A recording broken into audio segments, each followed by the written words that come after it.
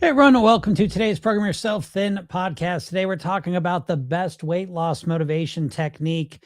And once you understand this, I think you're going to find this makes the whole process of weight loss much easier because your motivation level is really like the engine of your car. And how big that engine is going to dictate the entire driving experience. If you've got a tiny engine in the car, everything's going to feel like a struggle.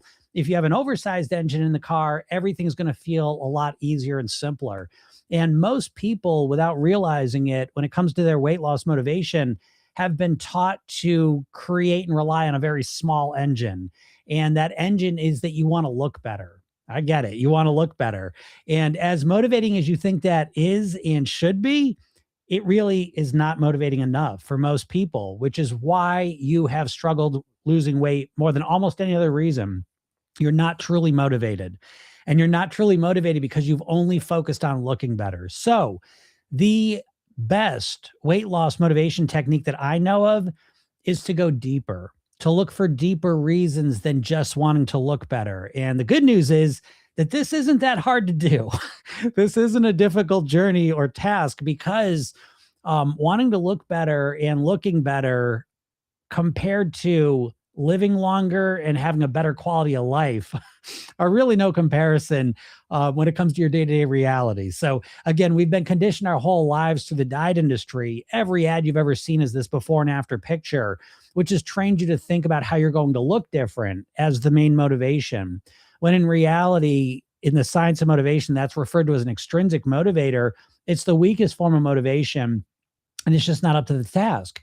So what we want to do is we want to get to the deeper pieces of your life that are really most important to you and how they're directly being impacted by your weight and how you're eating and living to achieve that weight. And once you start looking at things this way, you're going to find that you tap into a much deeper level of motivation because if you compare the motivation you have to taking care of your kids or going to work in the morning or being there for your partner, when you compare the motivation you have in those areas of your life to the motivation that you have when you're trying to lose weight, you're going to notice there's an enormous difference. You're much, much more motivated with the core areas of your life, right? And yourself, no kidding. So what we want to do is we want to weave our weight loss around those things that are already truly important to us, because just weight by itself, just looking better by itself, is never going to be as important as those things. Okay. So let's just say, for example, you're a parent. Let's just go there. And again, you could put partner in there. You could put sibling in there, your parents in there. You could put anything in there. But let's just take something that's really important, a role you take very seriously in your life. Let's just use parenting as an example. So instead of just saying, I want to lose weight because I want to wear my skinny jeans, what we want to do is we want to go into the thing that you're truly most motivated about in life already. And so let's say that's being a parent. And we want to look at how is the weight, but not just the weight. This is the key part. How is the way that I'm eating and living to achieve that weight affecting my ability to be the parent I want to be? That's the magic question. And of course, you can replace parent with whatever thing is most motivating to you. But what I want you to ask is not directly the weight. We're going to the eating and the lifestyle that creates the weight. How is the eating and the lifestyle affecting that area of your life that's most important to you? And so if it's being a parent, how is the way you're eating regularly, the lifestyle you're leading, the weight you're at, how are these things impacting your ability to be the parent you want to be? When you overeat, and again, I just want to make a quick comment. This doesn't mean you're a good or bad person. Okay. This isn't a commentary on whether you're a good or bad person. This is directly a commentary on how this behavior over here is going to impact this result over here. So again, if I said to you, you're going to eat a cake and then you're going to go to basketball practice. Okay. It's not judging you as a person. It's just saying, if you eat a cake before you go to basketball practice, what impact's that going to have on you? So, well, my stomach's going to be full. I'm going to be tired. I'm not going to feel good. It's going to be hard to concentrate. That's the level we're on. So we're not going to fall apart here. I'm a bad person. It's none of that. It's just directly saying the way that I'm typically eating, the way I'm typically living, the accumulated effect of my weight, how's that impacting my ability to be the parent I want to be? And this is where things become really clear, because you're going to find that is those habitual eating, living patterns, the habitual weight that you're carrying around and how you feel about it, that is directly reducing your ability to be the parent you want to be the worker you want to be, the employee you want to be, the partner you want to be, the whatever it is that matters to you in your life. Guaranteed. Because when you're overeating consistently, there's effects of that. You feel more tired. You feel more full. You feel more discouraged. You feel more frustrated. You feel more stuck. You feel different. You think different. You operate differently. And that difference is going to have an impact on these areas of your life that are so important. And so as you start to see your weight in this light, you're going to find that you instantly start to tap into more motivation. Because again, with your weight, you're going to find that your motivation kind of comes and goes. But when it comes to the core areas of your life, that motivation is rock solid. And so once you make the connection between your habitual eating, living, and accumulated weight factors, how it impacts those areas of your life, once you see that and put that connection together, it's there. And you'll be able to see it moving forward. And it's a motivation that you're going to find is a quality above what you've been tapping into most likely. Okay. So take a little bit of time and really think, how are the habitual eating, living, and accumulated weight issues impacting this really important area of my life? Start to look at it that way, and it's going to transform the way that you approach your weight and think about it. And it's going to most likely increase in importance to you, which is just another way to say that it becomes more motivating. So give this some time, some thought, and I hope it helps you out. And if you want to go deeper into this mindset, this ability to think differently and become the person you want to be, click the link in my bio, go get the free hypnosis session, or go to Program Yourself. Then you can go there as well. Get the free hypnosis session and check it out. It's completely free. And I made that for you so that you can experience hypnosis and what it's like to approach your weight with a different mindset. So if you have any questions, feel free to ask them. How's it going, Lucy? How's it going, Jane? How's it going up in Canada? I feel bad. All my Instagram people, I'm sorry. I don't know why Instagram's not working today. It's annoying. Who cares? You know what? Honestly, it freezes up every day. Anyways, streaming is annoying. It's like technology is annoying, isn't it? It's like when it works, it's great. When it doesn't work, it is it's irritating. But anyways, I hope you're all having a good day. Never mind my technology complaining. What's up, Null and Void? Null and Void says, I gained 100 pounds in 6 months from medication, and since November, I've lost 60 pounds. Wow. Nice job. That's a lot of gaining and losing, right? Those are big numbers. Wow, 100 pounds in 6 months from medication. Holy moly. Well, great job. It sounds like you're back on track and you're moving in the right direction, so keep it up. But yeah, that's big swings. And that happens. Jane says, I did go for dinner last night and didn't order anything. I ate before I went. Well, there you go, Jane.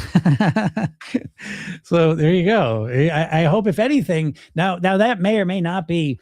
One thing I want to mention is that, again, dieting really conditions you to have kind of, it's all or nothing, which by definition kind of means you're going to have one plan and you're going to follow that plan. I think you're going to be much better off in life if you, and certainly with your weight, if you have a plan A, B, C, and D. Okay. So Jane went out to dinner last night. We talked about this before, kind of expecting the worst, but we talked about it, went out and didn't order anything. Now that may be the right solution, but again, it's one option. Okay. Because sometime you might go to dinner and eating is part of the communal experience, right? So that strategy you used last night may not be the right strategy for that situation. Okay. So again, this is why I say we want to have a couple different options. The more flexible you are, one thing that's really interesting about diets that they really, I would say this is very eye-opening, I guess, even though it's obvious, is that one thing they've learned about diets, studying them, is that the more rigid the diet is, the more likely it's not going to last. That there's just a simple, that's been studied, all the diets, and this is pretty clear cut. The more rigid it gets, the less likely it is to be effective long-term. Because we're human beings and life is always in flux. And so we need the ability to be flexible and, meet our lives where it's at that day. And so, again, I think that we could go out to dinner one time and we're all fired up and excited and we eat before. And maybe in that scenario, eating together wasn't really a big deal. The next week you may go to another dinner where the context is totally different. You're all ordering dinner together, and it's again, to be part of the group, you're going to order dinner. And so that strategy wouldn't be appropriate in that one. Okay. So again, what I want you to do is great job, right? Sounds, again, I'm assuming that was a good strategy for you and it worked out well. Nice job. And I want you to remember that, again, when you're solution oriented, it's not that difficult to come up with better options, than when we just fixate on the problem. And then also keep in mind that you want to have multiple, there's always options. That's why I say it's not like you just want to go in there with multiple options, which you do, but also realize that even in moments of decision, that the option that you decided was going to be used may not be the right one at the moment. So again, have flexibility as well. The more flexibility you're able to have, I think the happier you'll be and the more effective you'll be. But that's great. And Jane said, I did have a glass of wine. Yeah. I mean, good guy. I don't know. I love glasses of wine. So in my world, that's great. So yeah, Jane says it was a really big group with people I didn't really know. Yeah. So that's great though. Again, what I want you to take out of it more than coming out of it and say, okay, every time I go to dinner, I'm going to eat first. I'm not going to eat dinner. Right. Again, in certain situations, that can be a great strategy. In other situations, it'd feel really weird and you wouldn't be able to do it. So again, that's it. We don't need to have one strategy for every single thing. But the big thing you can pull out of that's going to help you find strategies for other things is to realize that when you looked at that challenge yesterday and you thought about what could be some solutions when you went to it, you came up with a beautiful solution. So I want you to remember the process used to get to that strategy. Take that strategy, put it in your quiver, right? Put it in your tool belt for when that situation comes again. But understand that it was the process that got you to that strategy. And so that's the exact same process you're going to use dealing with responses to sad, stressful situations that happen every day for you. You see? And if you approach it that way, it's pretty hard not to start stacking up strategies that are relevant to you. Yeah. But nice job. That's great work. And I hope you feel motivated and optimistic about it, because again, in Program Yourself Thin world, our success really comes on the backs of our mistakes and failures, And so we screw up, we make a mistake. And I don't like to use the word failure really, but when we make mistakes or we screw up or we do the wrong thing, that usually is the best opportunity we have to learn something really important and improve and grow and evolve.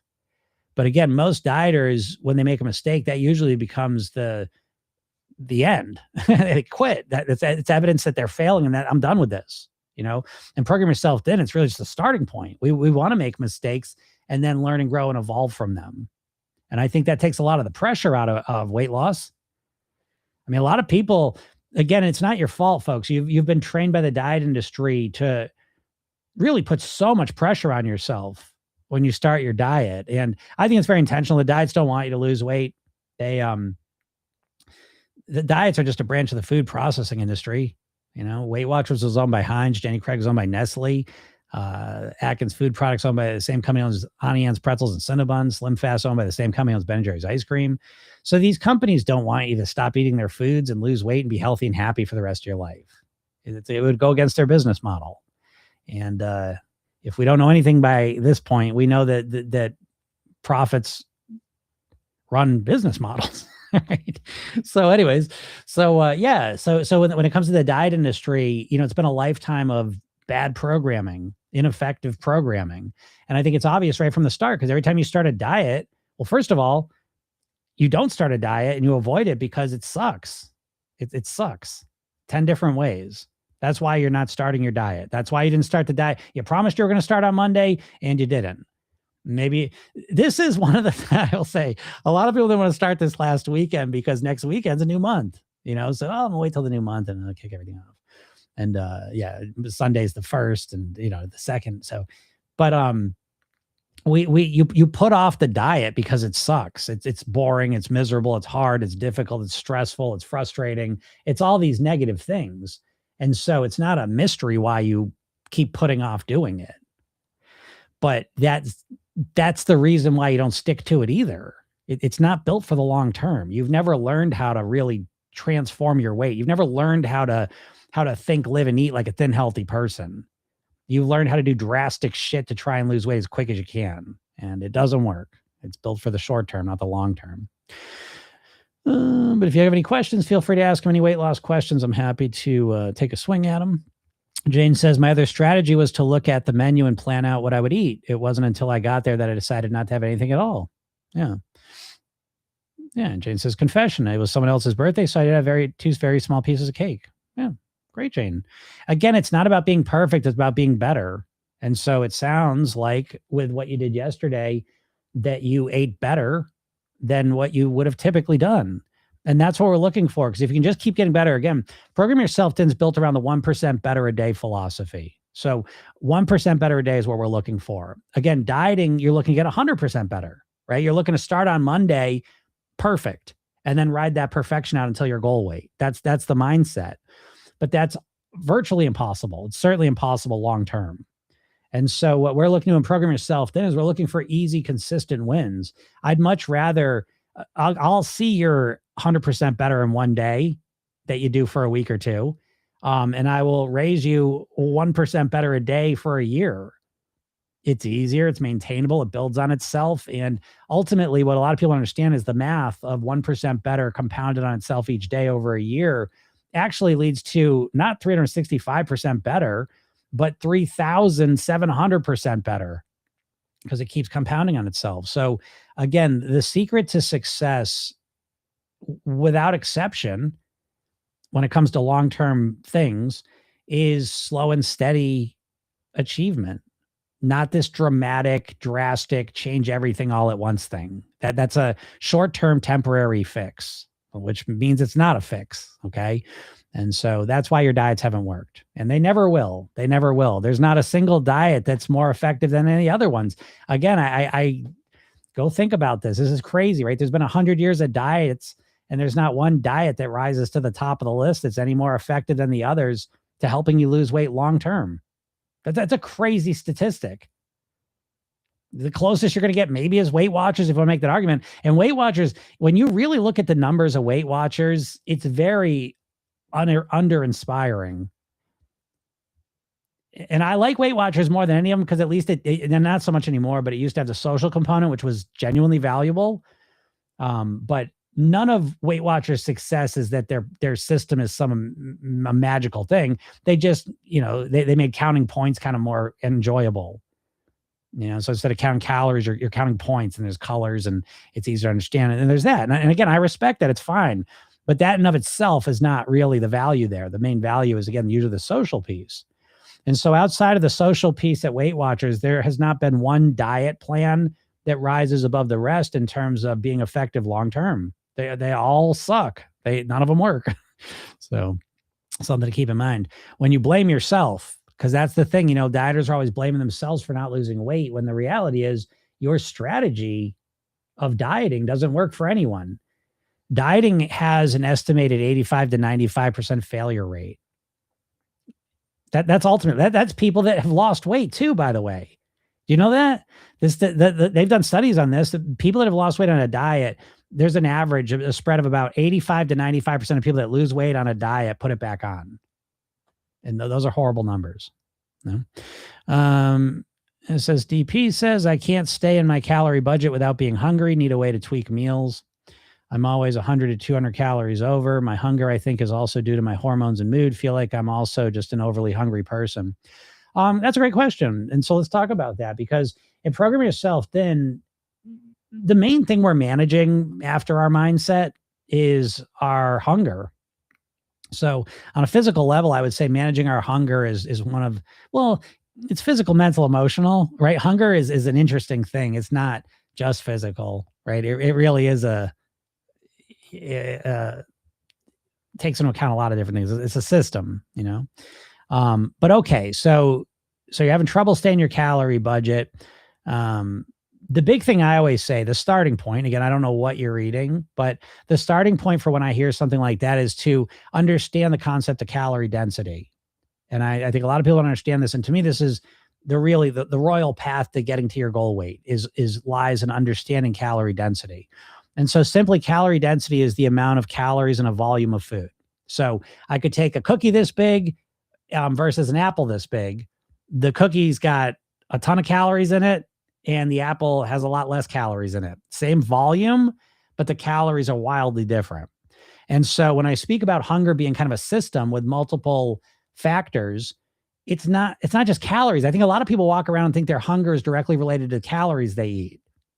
But if that was true, people wouldn't gain weight, right? Because if you started at a lower weight, which you did, and you ate enough calories to satisfy yourself, then you wouldn't end up eating more calories and putting more weight on. So calories are not the only thing that satisfy you. It's part of it. It's one of the things. But another huge part of what satisfies you is the volume of food you eat. That's in some ways, that's a more interesting thing to track when it comes to your hunger. Because what do you do when you go on a diet is you drastically reduce the volume of food you eat. And that is the first sign that something's wrong. And that's the first sign your body starts freaking out. Then it realizes the calories have lowered too. But the volume is the very first thing your body notices has changed drastically. It's the first thing that sets the alarm bells off, followed by the lack of calories. Okay. So drastically cutting your calories and cutting your volume of food is probably the dumbest way I can think of to change your weight long term. It has a very low success rate because you're literally fighting your biology. And when you feel hungry all the time, it's almost impossible to eat less calories so you can lose weight. So what's the secret, right? The secret is to consume the same volume of food that you normally eat, but to reduce the calories. And that is the concept of calorie density. And there's a whole weight loss program built around this called volumetrics. Noom used to kind of co-opt that before they went, before Noom went all in on GLP-1s. Noom's is a clown show. All these diets are clown shows. What do you want, folks? I've been doing this for a long time, and it is what it is. But you're just led astray constantly. So, anyways, the secret is to manage your hunger and to reduce your calories while you remain satisfied. And it's not as a mysterious or, crazy idea as you may think, because what it comes to is you start changing your foods. So you start looking for more calorie dense foods. What are more calorie dense foods? Things with butter and oil. Those are two of the most calorie dense substances, right? Then we look for, again, fast food, processed food, restaurant food, right? Because a lot of this stuff has got a lot of sugar, salt, fat in it. That's what makes food sell. That's what makes it appealing. And so we just go to the cookies and the apple thing, for example. If you can trade, cookies that equal the volume of an apple, and you trade the cookies you ate for the apple, that could potentially be a 300, 400 calorie reduction, but you're getting the same volume of food in your body, right? And that's going to make you feel more satisfied. Now, beyond the volume of food, right? That's the first thing to pay attention to. The next thing to pay attention to is the nutrient density and variety that you're consuming. So if you switch, again, we go from cookies to an apple, not only, okay, we'll say the volume's the same for both of them, right? So it's not just one cookie, it's the cookies that would equal the volume of an apple. So the volume's the same, the calories could be 70% less. But what else is happening is with the apple, you're getting more fiber, you're getting more micronutrients into your body. With the cookies, you're getting flour, butter, sugar, salt, right? And so you're getting more micronutrients into your body. And your micronutrient intake is directly impacting your hunger as well. People never think about this, but if you reduce your calories, what happens to you? You start to feel hungry, right? So don't you think your body has an ability to recognize when you haven't gotten the micronutrients that it needs? What do you think would happen to you if your body's like, hey, we need more micronutrients, we need more fiber? What do you think? What signal do you think your body's going to send you? It's going to send you a hunger signal. So a lot of you, and this is the classic American dilemma, is that we're overfed and undernourished. So this is, in my opinion, the other side of the satisfaction coin. One side of it is the volume of food you're eating. The other side of it is the micronutrients that you're putting into your body. And so when you start to trade high calorie dense foods for low calorie dense foods, and when you start to trade low quality nutrition foods for high quality nutrition foods, you directly start to impact your hunger in a positive way so that you're able to reduce calories, but still stay satisfied. And I think, to me, that's the holy grail of managing your weight. in a way that's comfortable, because you can't fight against yourself forever when it comes to your weight. You're not built for that. You're going to follow your hunger to some degree. So it's not enough to think that you can just fight your hunger forever. You've got to be strategic, and you need to get your mindset, your lifestyle, and your eating in order so that you're satisfied, calm, grounded, comfortable, motivated, and able to eat at your goal weight in a way that feels comfortable.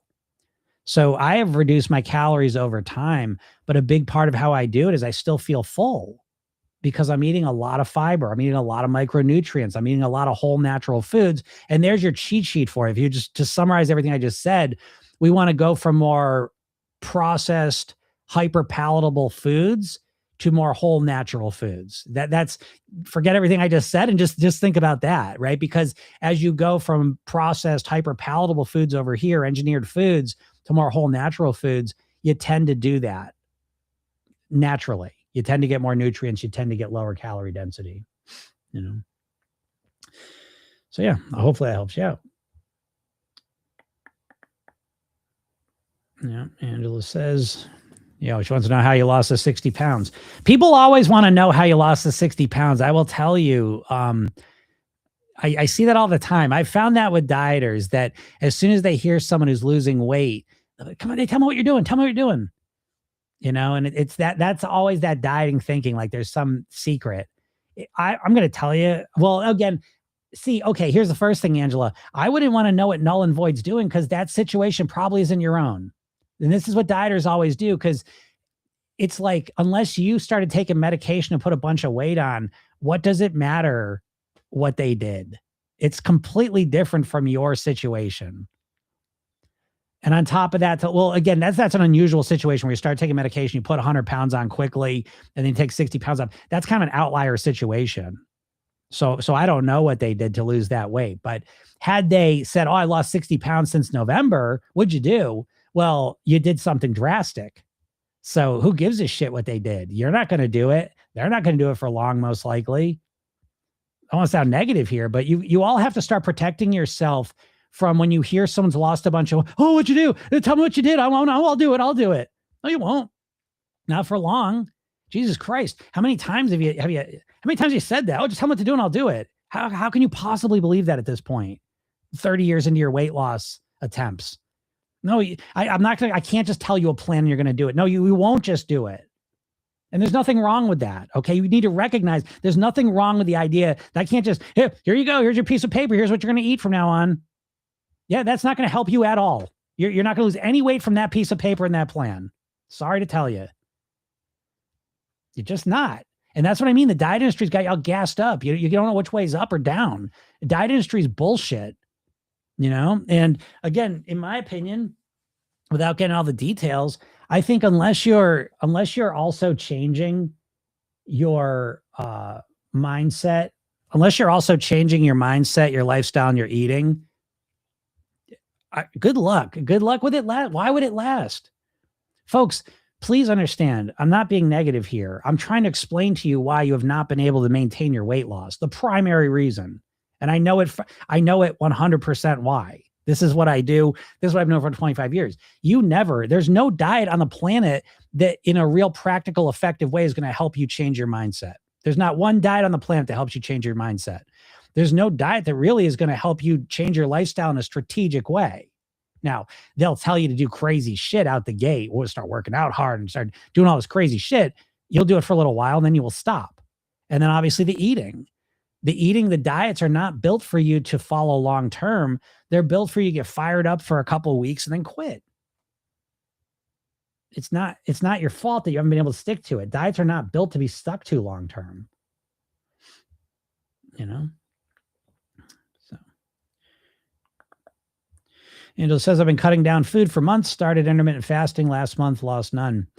Yeah, again, I get it. In my opinion, intermittent fast, I always say this, like dieting is, if you want to understand dieting, because dieting is marketing. Dieting is not a real thing. God damn it. It's like, I say this all the time, that when it comes to like get rich quick schemes, we can see them in context because we know what a normal, natural way to create, most people are going to go and develop a skill, get a degree, something like that. They're going to get experience and they're going to be able to provide value and then be compensated on it. That's the typical way people make money, right? And then we have get rich quick schemes within that context, which are bullshit ways to quickly get a lot of money that are bullshit. And we know that. When it comes to weight loss, though, the diet is the get rich quick scheme. The problem is you have never been given a real plan for how to change your weight, because the obesity epidemic has happened at the exact same time the diets have happened. And so there's no reference point in your mind for how do we deal with this modern environment we find ourselves in for the first time in history with this old evolutionary biology that we have. So we're programmed over millions of years of evolution to eat food when it's in front of us. And now we live in an environment where we're constantly surrounded by hyper palatable addictive foods. And so the diet's telling you like, oh, here, eat this, don't eat that, do this, do that. That ain't your problem. You already know what you should eat and not eat to lose weight. Problem is you have no idea how to get yourself to do it consistently. And the reason you have no idea is because you've never learned a comprehensive, holistic approach to managing your weight. You've never approached your weight by focusing strategically on shifting your mindset, lifestyle, and eating so that you could think, live, and eat like a thin, healthy person. You've never done that. You've been given these crazy diets that you dive into 100% for a little while and then you quit. And the thing that diets do as well, on top of all that, is all the diets know that they're appealing to people that are overwhelmed, exhausted, tired of thinking about weight. So they have to make the diet around one thing to make it seem simple. And you'll notice this, once you hear it, you'll see it. It's without exception. Every single diet is built around one thing. Intermittent fasting, don't eat for 16 hours. Count your calories, restrict your calories, count your points. Don't eat carbs, don't eat sugar, don't eat after 7, don't eat before 7. There's just a million things, but it's all built around one thing. And that's another aspect of the diet mindset, is that you're going to change one thing and it's going to change everything. And so, again, I use intermittent fasting personally. It's part of my overall strategy, but it's one piece out of 40 that helped me live at my goal weight. And the idea that you're going to go starting tomorrow and not eat for 16 hours, and that's what's going to change your weight long-term, I think is so silly. To me, it's the equivalent of like, you're going to start playing guitar and all you're going to practice is the A chord. It's one note. It's not built for a human life. And so I feel bad for you, Angela, because I know you've been cutting things down. You're probably stressed out. You're probably tense. You're probably fixated on the weight. It's not moving. You get more and more stressed. And this is why in Program Yourself Thin, one of the things we work on, and it's a fundamental one, is relaxation, calm. I bet you, Angela, are getting more and more worked up each and every day. The weight doesn't go down. And this is part of what the dieting creates. It creates this obsessive, stressful, tense.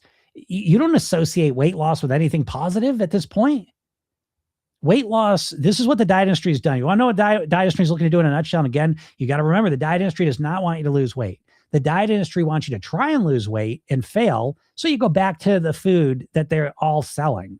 Again, the diet industry is a branch of the food processing industry. Literally the same fucking companies, the exact same companies. Do you get that? So again, if you owned Heinz, you probably don't understand what Heinz is. You know what I mean? Like at this point, we don't understand they own everything food wise.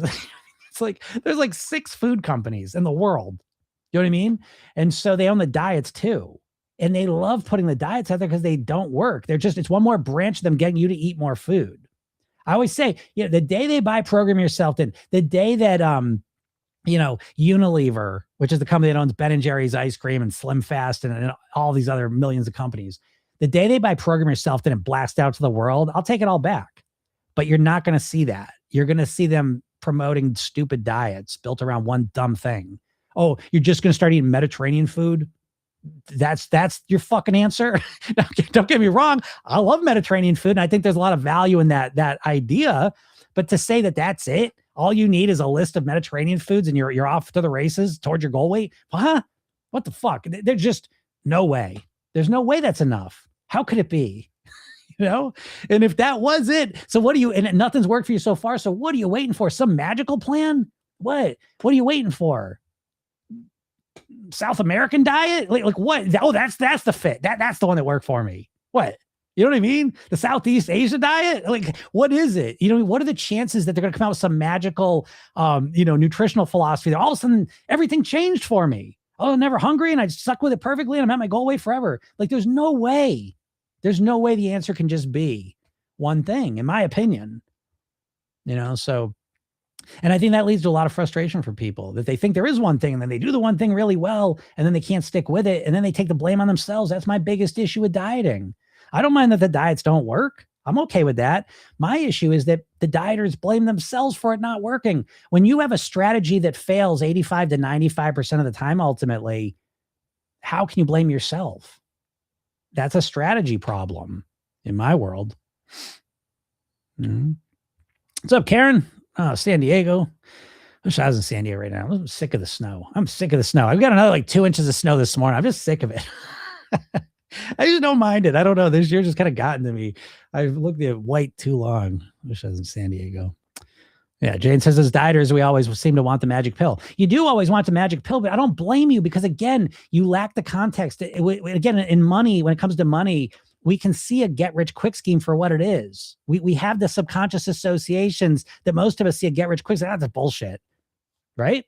But when it comes to a diet, we don't have that association. When it comes to a diet, oh my God, I gotta get myself back on. Oh, I gotta do that again. I gotta do it. And it's because there's no sense. There's literally, think about this, to me blows my mind. And I know this is my life. You want to know my life? I was into this over 30 years ago. I lost 50 pounds and I did it in a unique way. And I was like, holy shit. And then I got so into it. I got a degree in finance and investments. And I said, I'm obsessed with this. I'm obsessed with the mind, helping people change, losing weight, becoming a thin, healthy person. I'm obsessed with this. And as I got obsessed with it, the biggest challenge was, where do I learn this from? And it was shocking and discouraging at the time that I was like, there's no plan. There's not what I'm looking for and what I want to teach people and do. I can't learn it from anyone. I had to create it. I don't want to sound like I got delusions of grandeur here, but I have literally had to Program Yourself Thin out of thin air. And that's why I say, I don't know every weight loss program on the planet, but I've never seen a plan that goes through the mindset, lifestyle, and eating in this way. I've never seen a plan that shows you how to program your mind. So, I did that though, because I looked around and don't see anyone teaching that. And I think it's the most important piece. And again, remember, Program Yourself Thin is created from studying people that have successfully lost weight and kept it off for at least 2 years. And that leads us to have a different focus than most dieters, where most dieters just want to lose as much weight as they possibly can as fast as possible. With Program Yourself Thin, we're more focused on living at our goal weight as the goal. The goal is not just, I did it, I got there. No, that's the beginning of the goal. The real goal is to live there comfortably, easily, enjoyably. And when I looked around, I just don't see that. I don't see anyone teaching how to do that. And I think because there's a big vacuum of that information, people only consider diets. And again, part of dieting is this magic pill thing, Now, again, diets are marketing, and they're marketed to be conceptually the simplest thing in the world. That's why they're always built around one thing, right? Because it's so easy and it flows off the tongue so easy. I always say oh yeah, I'm just going to stop eating carbs. Just stop eating carbs. So easy, right? Is it easy? Is it? Oh yeah, Jim, when I do it, I feel amazing. It's so easy when I get the flow. Why aren't you doing it now? It's not easy. It's weird for most people. I'm not judging. If you love doing it, knock yourself out. But I want to track every calorie. I'm gonna write every fucking thing I put in my mouth down. Tell me that doesn't get tedious. It's miserable. I'm not gonna eat sugar. Oh, great. What a life. What a great life. You can never eat sugar again. Never have a piece of cake again. Oh, sign me up. That sounds miserable. So again, you've been given all these broken strategies to try and lose weight because the diets do not want you to lose weight. They do not want you to lose weight. Maybe they want you to lose weight for the first month so you can get all excited, but not long-term. And that's why diets, you have to tell me, please tell me if you do disagree with me, I respect that. But please tell me the diet that is built for the long term. Just write anything down. I would love to know. I've been doing this podcast for over 3 years. I do these lives every day for 3 years. I ask this question all the time. What's the diet out there? What's the diet weight loss plan out there that is built for you to live at your goal weight long term? I would love to see some answers. And if you can't answer it, that's like, holy shit, then what are you doing? What are you doing? You either don't care about losing weight or I don't know what. I don't know.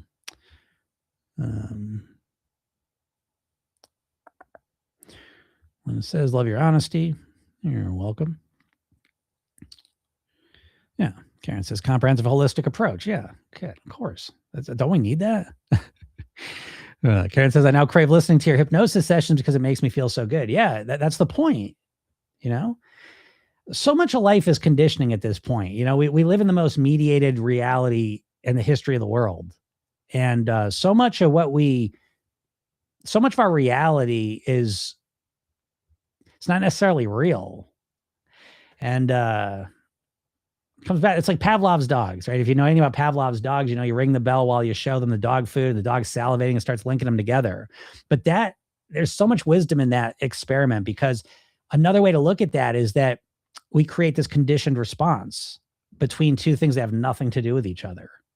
We take the ringing of a bell and the salivating of a dog as food comes towards it, and we link them together. Now, that bell has nothing to do with making a dog salivate, but we can make it so. And the same thing's true with us. We can link things together. And think about all the food commercials you see. And food's addicting. It has addictive qualities on its own, especially hyperpalatable, engineered foods. But on top of that substance that's so addictive sits nonstop marketing. And so with Program Yourself Thin, one of the aspects of the program is the hypnosis system, so that, each morning and night you have a hypnosis session, kind of bookend your day with the hypnosis sessions. And if you've never experienced hypnosis, by the way, you can click the link in my bio. If you click my picture up on the top left, or if you're on TikTok, you'll see the link there. Go get that hypnosis session. It's completely free, right? It's called The New Thin Me. It's a kickstart session.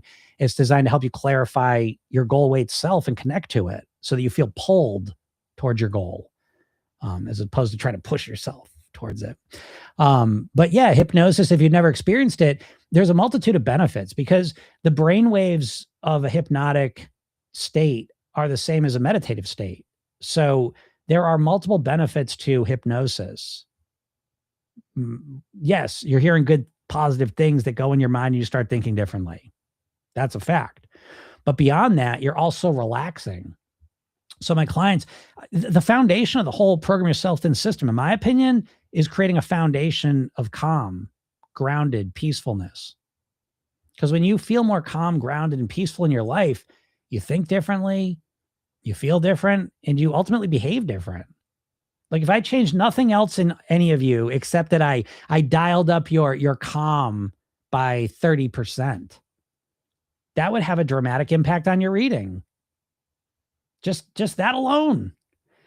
And so once you have that calm, grounded state, and then you have great ideas on top of it, to me, that's the magic formula, for really getting control of your mindset, your feelings, and your behaviors. And that's what's controlling your weight.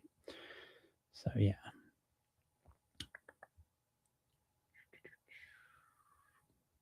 But if anyone has any questions, feel free to ask them. Yeah. Angela says, doing my own diet. Yep.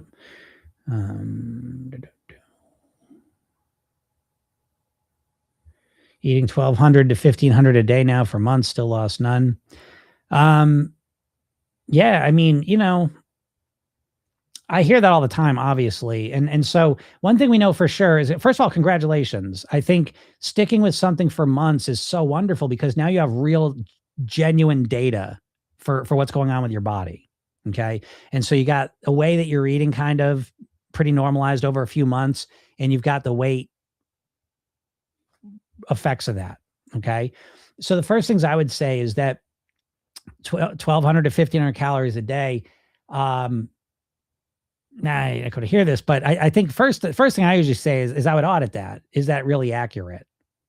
you have to understand that right off the bat, 20% of calories, the calories on the box there on the nutritional label are on average up to 20% off, inaccurate. And with frozen food, it's a little higher, go up to 30%. So that's number one, is that sometimes your numbers could be off a little bit. Okay. The next thing is to realize I wouldn't just look at calories. I would look at the quality of those calories. So I wouldn't just focus on reducing calories. I would focusing on transforming those calories into more healthy calories. So I would take some of the calories and turn them into whole natural foods. And I would add to that. Then on top of that, I would start adding, separate from just the calories and the food piece of it, is I would start focusing on some relaxation in your life. I have yet to meet a person who couldn't use some more relaxation and calm in their life. So those would be some things I would focus on in the short term there. Boulder says, you have no clue what you're talking about, old man. I'm officially an old man. I am over 50. So maybe an old man? Maybe. Is that a dog or a cat? I think it's a cat. Intermittent fasting did help me lose 100 pounds. It helped me rethink my attitude around food, helped me realize I didn't need food to feel happy or have a good time. That's great. But again, I respect that, because again, I always say the golden rule of programming yourself thin is there's no right or wrong. There's only what works for you. So I take that as the foundational truth of the whole program. And I think that speaks to something else that diets ignore, is that we're all unique human beings. And I hate that idea about diets, that it's a one size fits all plan, right? If it worked, this lady lost 100 pounds on it, so I have to do this. Well, you're two totally different people in two totally different situations. So I think we should always, number one, bounce whatever we're going to do around what works for us. Okay. And so what works for you is more important than anything I say. Okay. So great job. That being said, though, that intermittent fasting led to other pieces. So what, I'm just going to say cat because it looks like an image of a cat, but you didn't, you did intermittent fast, but that's not what allowed you to be successful. That's what I'm trying to say. If I've studied lots of people that say, well, I use intermittent fasting to lose weight, and I go into it and I find out that yes, the intermittent fasting was absolutely a part of it, but they also had other things change as well. Because listen, folks, how many people have done intermittent fasting and it hasn't worked for them? So you see what I'm saying? So again, the intermittent fasting, it's up here in this pyramid. I always think of like the eating plans are about that much of the pyramid. And so even for cat person over here who talks about they lost 100 pounds, they go right into the emotions, the mindset, the thinking of it actually working. You see what I mean? So again, for everyone that's successful actually losing weight and keeping it off, there's always, this stuff is always there, So great job. And so anyways, though, but my point is this, that most people can say, oh my God, a cat person lost 100 pounds in intermittent fasting. I'm an intermittent fast. And I would rather you say, okay, cat person intermittent fasting, they found out when they intermittent fasted, started changing their mindset and how they thought about food. So that all of a sudden their attitude was different around food, because now they realized they didn't need food all the time, that sometimes that hunger was really just about emotions, about this other stuff. So I'm going to work on that too. Do you see what I mean? I hope this makes sense, because with dieting, we just look at the top level. Oh, I was going to intermittent fast. No, there's other stuff that helped cat person here succeed. So learn about those things and focus on those. They may help you too. Because just being told intermittent fast, you're taking that strategy and you're putting it, what most people are doing is they're taking whatever the diet philosophy is, and they're just putting it on top of their mindset, their current mindset, lifestyle, and eating beliefs and patterns. And I believe you need to change all these things. And I think when you approach it that way, everything starts to make sense, as opposed to dieting. And dieting doesn't make sense to you all because you do it, and then you stop doing it. You say, what the fuck? I don't get it. I was doing it perfectly. Now all of a sudden I'm not. What's wrong with me? What happened? Why do I keep sabotaging myself? And it's like, you're looking for reasons, but you're not really looking for reasons strategically. And that's why you don't find any, so, but I appreciate you sharing that. Yeah, definitely have to find what works for you. Yep. Yeah. No one size fits all, for sure. So true. Brianna says carnivore diet. Carnivore diet is a goofy shit. And I will tell you, the carnivore diet is just like the boss level of this protein obsession we're in right now. But again, I don't know of any population that lives. I can't think of any modern population. Nothing comes to mind that exists on a carnivore diet that I would want their health. Can you all tell me that? So again, I just think this carnivore diet is the epitome of diet culture, where you just go so far to one side that it stops making any sense. Because again, if you're going to make these decisions, this is literally your life. What you put into your mouth consistently is probably the number one factor that's going to dictate how long you're going to live and your quality of life while you're here. So to make that decision that impactful without any reference point for a population that has lived that way is wild to me. Kicknass says, live in Europe and eat real food. Yes, Europe does have more real food. We get real food in America too, though. And it's not more expensive. Can I just tell you that? Like I don't feel, the organic apples. Oh my God, the organic apples. Yeah, okay, but like, it's so funny because I don't buy really junk food, but I got kids and I'll let them eat that shit. And it's shocking now how much that is. A bag of Doritos would be like $7.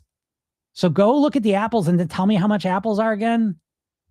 It's bullshit. It is not more expensive to eat healthy. I promise you that. I will put my beans and rice up against any fast food meal you can come up with. That's a bunch of bullshit. Don't believe that. Yes, there's expensive organic fruit, okay? But it's not more expensive than processed food. And I'm not a meat eater. I'm a vegetarian, a pescatarian technically. But on top of that, if you eat meat, holy shit, that's expensive. I don't know what got me on that, but it seems true.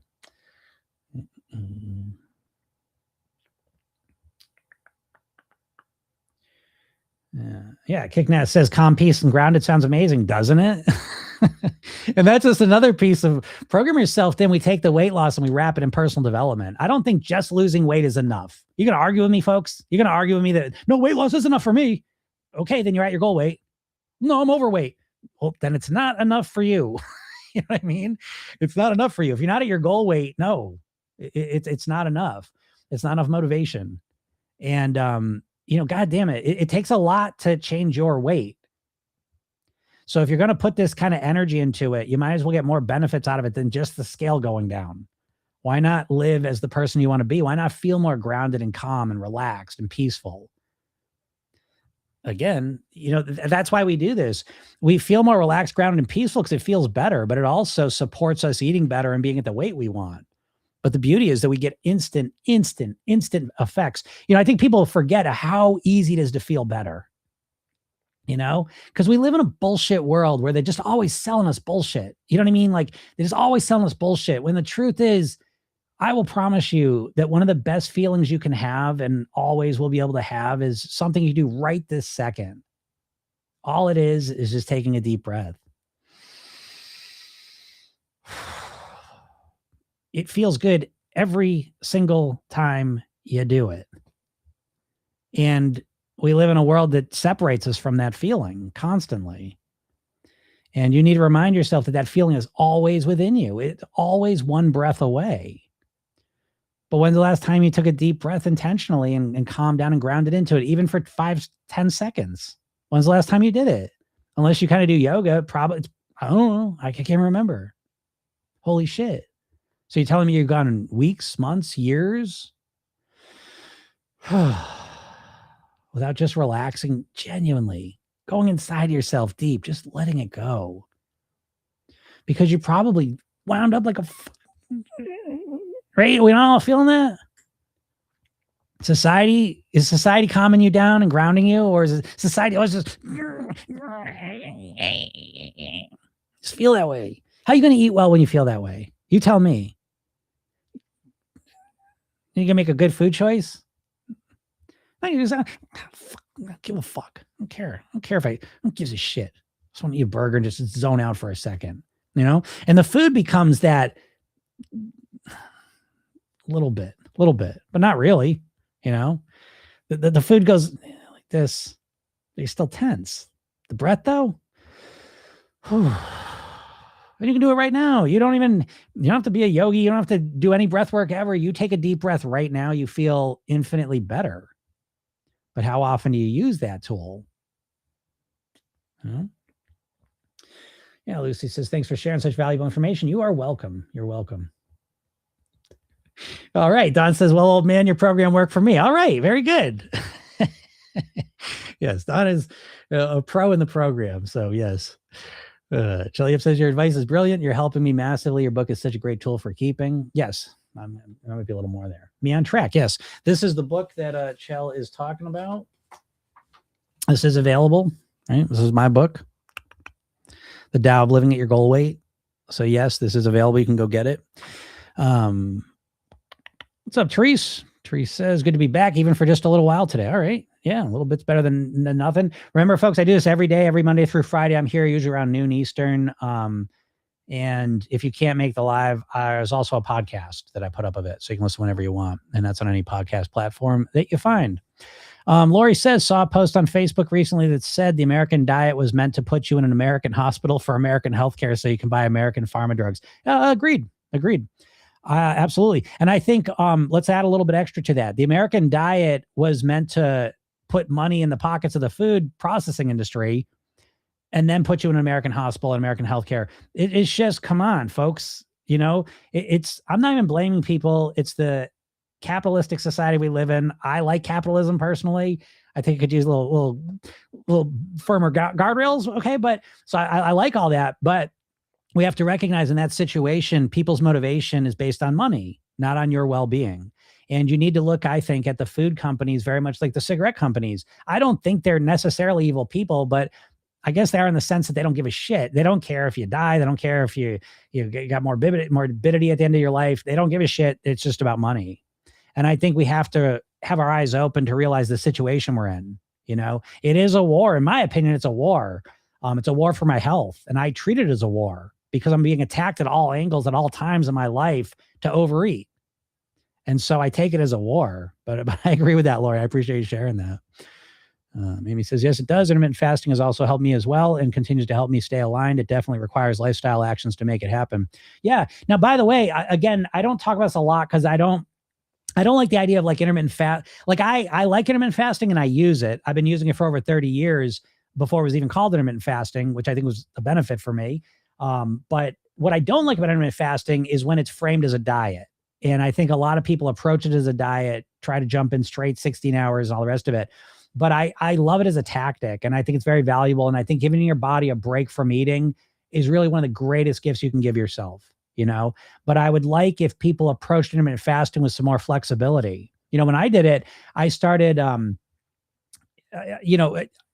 went to sleep. I'd sleep for 8 hours a day. I wasn't eating. Okay. And so what I started doing is before I went to bed, I'd stop eating more and more and more. But, you know, I just stop eating at 11, stop eating at 10, stop eating at 9. So I worked my way up to it. And I think that's the key part that's missing from the diet approach, because dieters, they want to lose weight as quick as possible. So they try and do 16 hours right away, and it's overwhelming.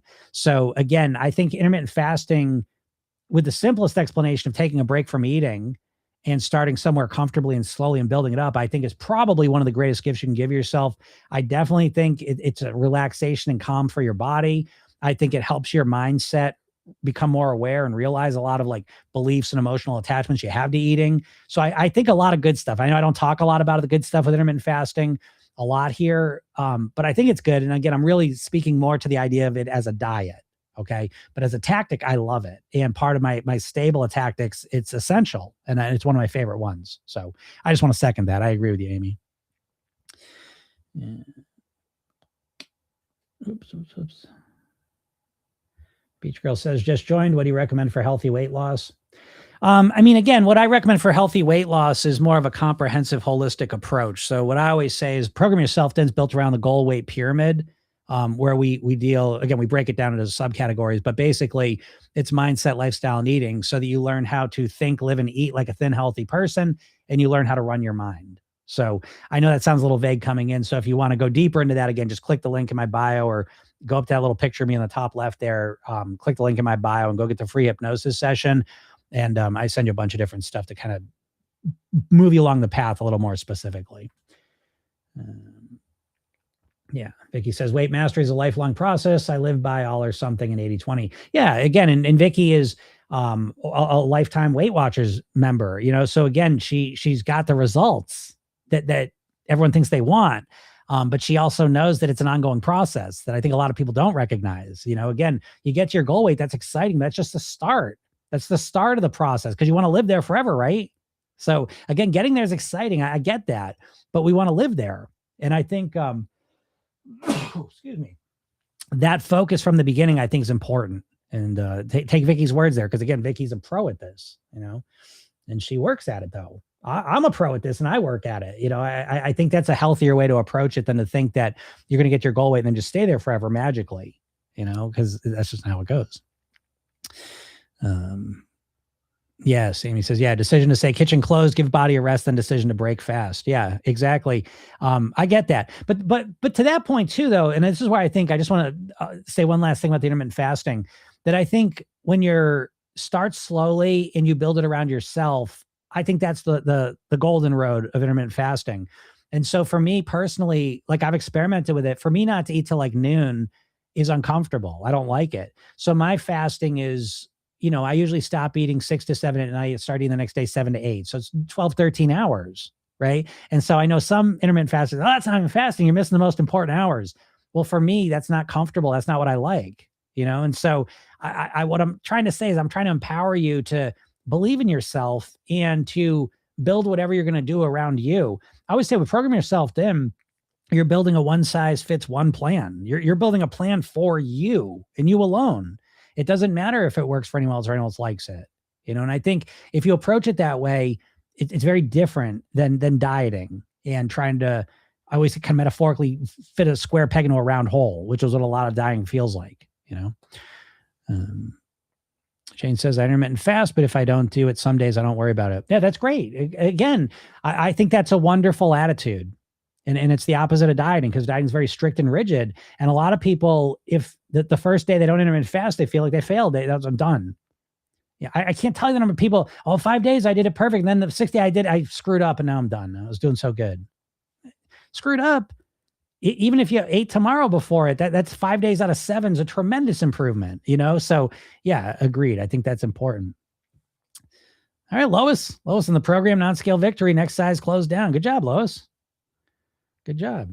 Yeah. And again, I always say this, that it's important, I think, to have multiple measurements, not just a number on the scale, but if you do size measurements, but even more importantly, I think pay attention to your energy levels, your mindset, your mental clarity, your motivation, your ambition, all those things as well, because they're usually pretty good.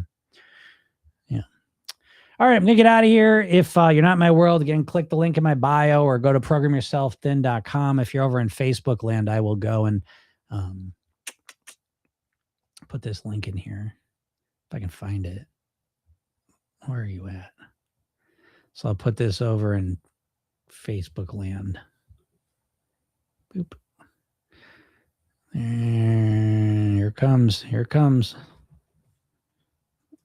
Oh, shit. There it is. Okay. Yeah. So that's there. So if you're on TikTok, you just click the little picture on the top left, go to my bio, click the link, and go get the free hypnosis session. And if you like this, I'm here every Monday through Friday. If you have any questions, I'm happy to help you. This is a mission for me. I do this as a service. My mission is to help as many people as possible live at their goal weight. And this is just part of how I fulfill that. So feel free to get on here, ask any questions. I'm here every day.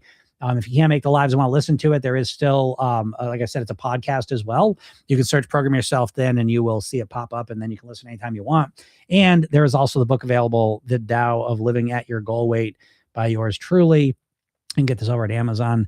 I think it's $2.99 for the Kindle, $9.99 for the physical book. I'd say get the physical book. It feels awesome. Keep it around your house. Read it randomly. I did get a bad review today. I finally got a 1-star review, finally. And I appreciate what she said. She goes, this is the book of stories and poems. Yeah, well, they're hypnotic stories, lady. And as you read them, they're changing your mind. So yes, I guess some people could say they're stories, but they're poetry-like. They're laid out like poetry, but they're hypnotic stories and poems. So the more you read them, the more they start to change the way that you're thinking, naturally and automatically. So Yes, I'm not looking to trick you. That's how this book is laid out. But yeah, anyways, so go check it out. Ignore that lady, ignore that review. Look at the other 80 5-star reviews and go test it out yourself. So, all right, everyone, have a super day and we'll talk soon. Bye, everyone.